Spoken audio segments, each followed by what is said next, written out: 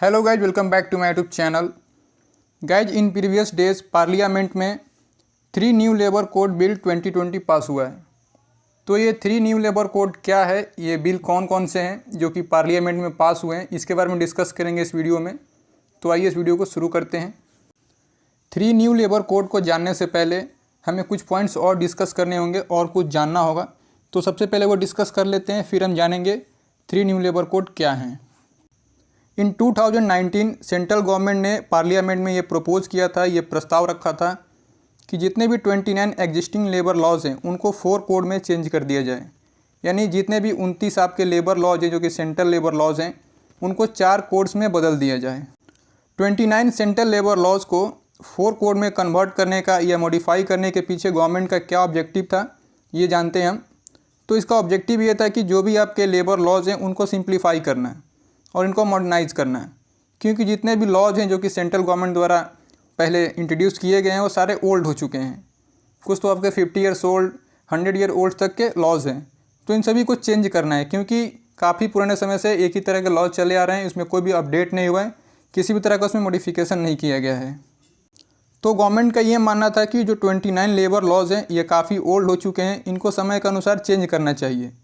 तो इसको चेंज करके इसको काफ़ी सिंपल बनाना था और मॉडर्नाइज करना था। तो इसमें सबसे पहला कोड था वेज कोड, जो कि पार्लियामेंट द्वारा 2019 में ही पास कर दिया गया था। ये अभी तक इम्प्लीमेंट नहीं हुआ है। इसमें आपके 4 लॉज इंक्लूड हैं, यानी इसमें टोटल 4 लॉज हैं जो कि वेज कोड में इंक्लूड किए गए हैं। बाकी के बचे जो 3 लेबर कोड्स थे वो अभी पास नहीं हुए थे पार्लियामेंट से 2019 में, जो कि अब जाके पास हुए हैं। बाकी के 3 लेबर कोड लोकसभा में सितंबर 19, 2020 को इंट्रोड्यूस किया गया था, यानी प्रस्ताव रखा गया था। इसमें आपका वेज कोड भी था, इसे मिला के 4 कोड थे, लेकिन वेज कोड आपका 2019 में पास हो गया था, तो इस पर हम डिस्कस नहीं करेंगे। इन तीनों न्यू लेबर कोड को लोकसभा में पास कर दिया गया था 22 सितंबर 2020 को, और राज्यसभा में पास किया गया था आपका 23 सितंबर 2020 को। तो 3 न्यू लेबर कोड बिल्स कौन कौन से हैं जो कि रिसेंटली पास हुए हैं 2020 में। तो सबसे पहला है आपका इंडस्ट्रियल रिलेशंस कोड बिल 2020, जिसमें आपका 3 लॉज इंक्लूडेड हैं। सेकेंड है आपका code on social security bill 2020, जिसमें आपके 9 लॉज इंक्लूडेड हैं। नेक्स्ट है आपका occupational safety health and working condition bill 2020, जिसमें आपके 13 लॉज इंक्लूडेड हैं।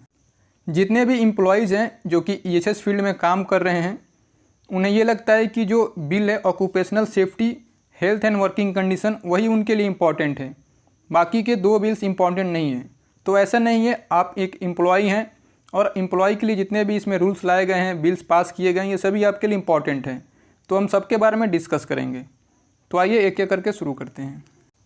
और जब इन बिल्स पे प्रेसिडेंट के द्वारा साइन किया जाएगा तो ये एक्ट में कन्वर्ट हो जाएंगे, लॉज बन जाएंगे। तो इन एक्ट से काफ़ी सारे ओल्ड ऐसे एक्ट हैं जो कि रिप्लेस हो सकते हैं, जैसे कि आपका फैक्ट्रीज एक्ट 1948 है, उसके काफ़ी सारे एक्ट्स रिप्लेस हो जाएंगे। डॉक वर्कर्स एक्ट है, लेबर एक्ट है, ये सारे बहुत सारे जो ओल्ड एक्ट हो चुके हैं वो रिप्लेस हो सकते हैं। सबसे पहले हम जानेंगे इंडस्ट्रियल रिलेशंस कोड बिल 2020 के बारे में। इसमें क्या क्या मेंशन किया गया है, एक एक पॉइंट डिस्कस करेंगे।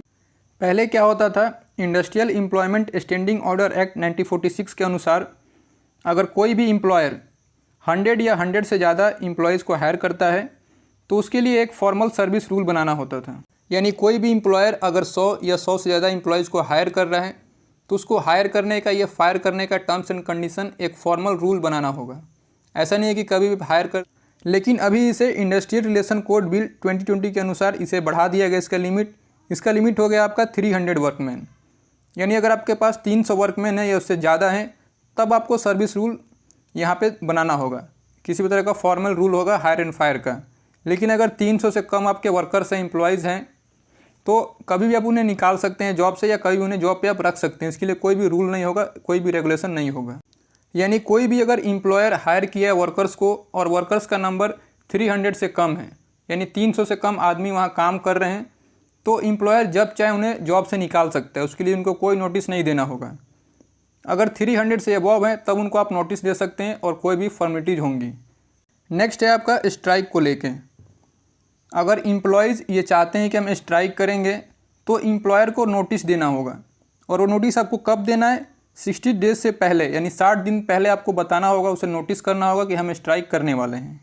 नेक्स्ट है, अगर कोई वर्कर दोबारा से जॉब पे आता है काम करने के लिए, तो उसको री स्किल करने के लिए यानी दोबारा ट्रेनिंग देने के लिए एम्प्लॉयर को वर्कर्स का 15 डेज़ का जो पे होता है उतना कंट्रीब्यूट करना होगा उनके ट्रेनिंग के लिए। सेकेंड है आपका सोशल सिक्योरिटी कोड बिल 2020। इसमें क्या क्या मेंशन किए गए हैं? इसमें सबसे पहला पॉइंट है, जितने भी अनऑर्गेनाइज सेक्टर्स हैं या जो गिग वर्कर्स हैं, गिग वर्कर्स के मतलब जो भी टेम्प्रोरी वर्कमैन हैं, जैसे कि आपके ऑनलाइन डिलीवरी बॉय हो गए या वेब डेवलपर्स हो गए, जितने भी मतलब टेम्प्रोरी जॉब करते हैं, उनके लिए एक नेशनल सोशल सिक्योरिटी बोर्ड बनाया जाएगा। तो इस बोर्ड का काम क्या होगा?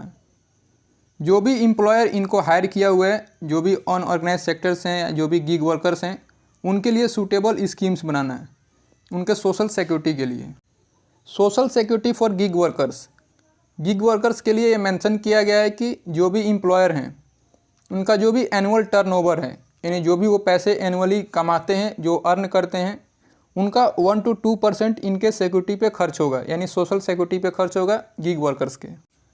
थर्ड बिल है हमारा occupational safety health and working condition code bill 2020। इसमें देखिए इंटर स्टेट माइग्रेंट्स को डिफ़ाइन किया गया है। इंटर स्टेट माइग्रेंट वर्कर्स का मतलब होता है जो बाहर किसी स्टेट से अपने मन से काम करने आते हैं किसी अदर स्टेट में, तो इसको डिफ़ाइन किया गया है। इसके डिफिनीशन में कुछ चेंजेस किए गए हैं। जितने भी आपके वर्कर्स बाहर से आ रहे हैं वो सारे वर्कर्स इंटर स्टेट माइग्रेंट नहीं कहलाएंगे। केवल इन्हीं वर्कर को रखा जाएगा माइग्रेंट में जिनकी सैलरी 18,000 पर मंथ से कम होगा। यानी कोई अगर वर्कर है जो बाहर स्टेट में जाके 19,000 या 20,000 अर्न कर रहा है, वो इंटर स्टेट माइग्रेंट वर्कर्स में नहीं आएगा। अगर उसकी सैलरी मंथली इनकम 18,000 से कम है तभी उसे इंटर स्टेट माइग्रेंट वर्कर्स बोला जाएगा और जो भी फैसिलिटीज़ हैं उनको दिए जाएंगे। नेक्स्ट है प्रोपोज्ड ए जर्नी अलाउंस। जितने भी आपके वर्कर्स बाहर से आएंगे जो माइग्रेंट वर्कर्स होंगे उनको जर्नी अलाउंस मिलेगा, यानी जो भी उनके आने में खर्च हो रहा है अपने लोकेशन से जहाँ पे जॉब का लोकेशन है वहाँ तक का, वो आपको कंपनी पे करेगा। एम्प्लॉयर जितने भी एम्प्लॉयज़ को हायर करेगा सबको अपॉइंटमेंट लेटर देना होगा। अपॉइंटमेंट लेटर मैंडेटरी होगा, ये एम्प्लॉयर को एम्प्लॉयज़ को देना ही होगा। इससे एम्प्लॉयज़ का यानी जो वर्कर्स हैं या जो हम लोग काम कर रहे हैं उन्हें काफ़ी फ़ायदा होगा। काफ़ी सारे ऐसे कंपनीज होते हैं जो कॉन्ट्रैक्टर्स होते हैं वहाँ पे लेटर आपको नहीं मिलता है, तो आप अपना एक्सपीरियंस शो नहीं कर पाते हैं अगर किसी अदर कंपनी में आप जाते हैं। तो अभी क्या होगा, जब आपको अपॉइंटमेंट लेटर मिलेगा तो अपना एक्सपीरियंस आप शो कर पाएंगे, आप ये बता पाएंगे कि हमने कहीं पे काम किया हुआ है। नेक्स्ट है पोर्टेबिलिटी बेनिफिट्स। इसमें क्या है, जितने भी इंटर स्टेट माइग्रेंट्स हैं जो कि डिफ़ाइन किया गया आपको एबव में, उनको राशंस की फैसिलिटी मिलेगी। जितने भी उनके वर्कर्स हैं उनको राशन मिलेगा। जितने भी माइग्रेंट वर्कर्स होते थे उनके लिए पहले साइट के पास ही एकोमोडेशन का फैसिलिटी मिलता था यानी रहने के लिए, अभी वो आपको नहीं दिया जाएगा, ये ड्रॉप कर दिया गया है। नियर वर्क साइट आपको एकोमोडेशन की फैसिलिटी नहीं मिलेगी। नेक्स्ट है जो भी लेडी वर्कर है यानी फीमेल वर्कमैन है वो अब नाइट में काम कर सकती हैं, यानी 7 PM के बाद और 6 AM के बिफोर वो काम कर सकती हैं। उनके लिए कुछ कंडीशंस हैं। जो भी एम्प्लॉयर है, जो कंपनी का ऑनर है, उनका सेफ्टी का और सिक्योरिटी का उनका ध्यान देना होगा। यानी ये उनकी रिस्पॉन्सिबिलिटी बनती है कि जो भी फीमेल वर्कर्स हैं उनके सेफ्टी पे वो ध्यान रखें, उनके सिक्योरिटी पे वो ध्यान रखें और वर्किंग आवर्स पे भी। नेक्स्ट है जितने भी कॉन्ट्रैक्टर्स हैं जो कि डिफरेंट लोकेशन से वर्कर्स को हायर करते हैं काम के लिए, वो अब सिंगल लाइसेंस से डिफरेंट लोकेशन से वर्कर्स को हायर कर सकते हैं। पहले क्या था कि मल्टीपल लाइसेंसेस लगते थे। अगर आपको डिफरेंट लोकेशन से लाना है वर्कर्स तो आपको कई सारे लाइसेंस चाहिए होते थे, लेकिन अभी क्या है, आप सिंगल लाइसेंस से ही अलग अलग जगह से वर्कर्स को हायर कर सकते हैं। पहले क्या था कि कॉन्ट्रैक्टर्स 20 एम्प्लॉयज़ को ही हायर कर सकते थे, लेकिन अभी 50 तक वो हायर कर सकते हैं, यानी ये नंबर बढ़ा दिया गया है आपको। यहाँ पे आप देख सकते हैं एक OSS कोड दिया हुआ है। ये कोड आपका 2019 में पास हुआ था, occupational safety and health code. इसके बारे में अगर आप बोलेंगे तो मैं डिटेल में वीडियो बना दूंगा, इस पर हम बाद में इस पर डिस्कस कर लेंगे। नेक्स्ट है इस बिल के अकॉर्डिंग फैक्ट्री का डिफिनेशन कम्प्लीटली चेंज कर दिया गया है। पहले क्या था, फैक्ट्री एक्ट 1948 के अकॉर्डिंग फैक्ट्री का डिफिनेशन क्या था, ऐसा कोई भी मैन्युफैक्चरिंग यूनिट जहाँ पे अगर 10 वर्कर्स काम कर रहे हैं विथ इलेक्ट्रिसिटी और अगर 20 वर्कर्स काम कर रहे हैं विदाउट इलेक्ट्रिसिटी पावर, तो उसे हम फैक्ट्री बोलेंगे। लेकिन अभी ये आपका लिमिट बढ़ा दिया गया है, 20 to 40 वर्कर्स कर दिया गया है। यानी जो पहले आपके 10 वर्कर्स विथ इलेक्ट्रिसिटी काम करते थे तब हम फैक्ट्री बोलते थे, लेकिन अगर अभी 20 वर्कर्स काम करेंगे विथ इलेक्ट्रिसिटी तभी हम फैक्ट्री बोलेंगे, और 40 वर्कर्स विदाउट इलेक्ट्रिसिटी तब हम उसे फैक्ट्री बोलेंगे। तो इसमें क्या है कि फैक्ट्रीज एक्ट 1948 का जो एक्ट्स हैं वो लागू नहीं होगा अगर आपके 10 वर्कर्स काम कर रहे हैं विथ इलेक्ट्रिसिटी और 20 वर्कर्स काम कर रहे हैं विदाउट इलेक्ट्रिसिटी, तो उन पे ये एक्ट लागू नहीं होगा, ये कम्प्लीटली उन पे यूजलेस हो जाएगा एक तरह से।